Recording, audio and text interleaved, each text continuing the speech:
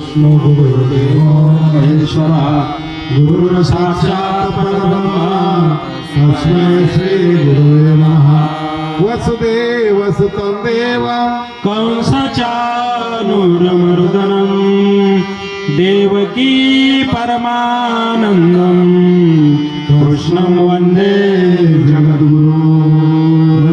जयमारुततुल्यं जितेन्द्रियं बुद्धिमतां वरिष्ठं वातात्मजं वानरयुद्धमुख्यं श्रीरामदूतं शरणं प्रपद्ये। अलंकापुरे पुण्यभूमी पवित्र तेथे नांदतो ज्ञानराजा सुपात्र तया ठेविता महापुण्यराशी नमस्कार माझा सद्गुरु ज्ञानेश्वरासी।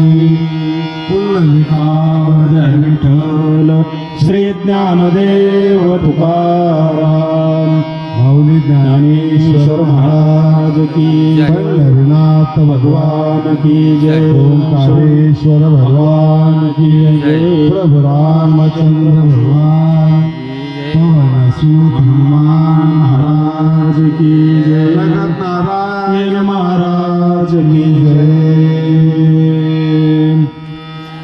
श्री रामचंद्राय नमः।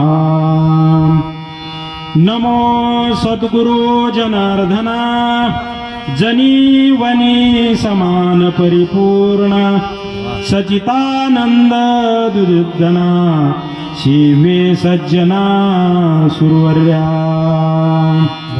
तुते गुरुत्वे वंदू जाता तव जनीवनी देखे तद्रुपता कार्यकारण कर्तृत्वा तेही तत्वता न देखे।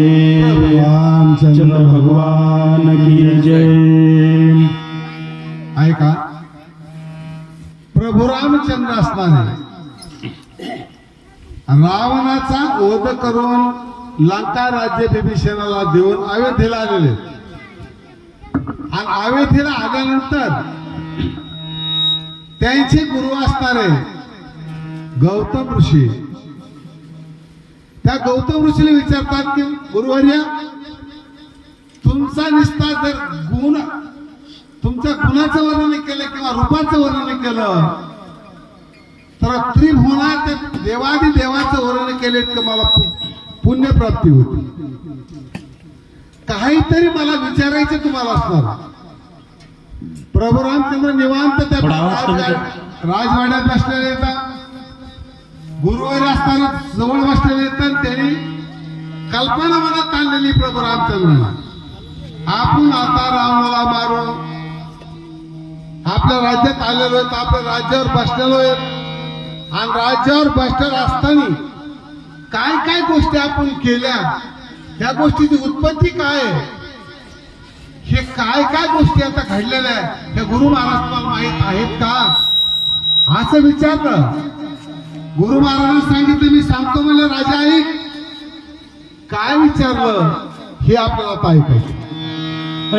ऐसे निज स्वरूप अगाध शंकले उपनिषादी देवेद शेष श्रमला करिता वाद शास्त्रानुवाद कुंटला। ऐका गुरुवर्या तुमचं नाव जरी घेतलं तर 33 कोटी देवने 31 भुवन थर कापतात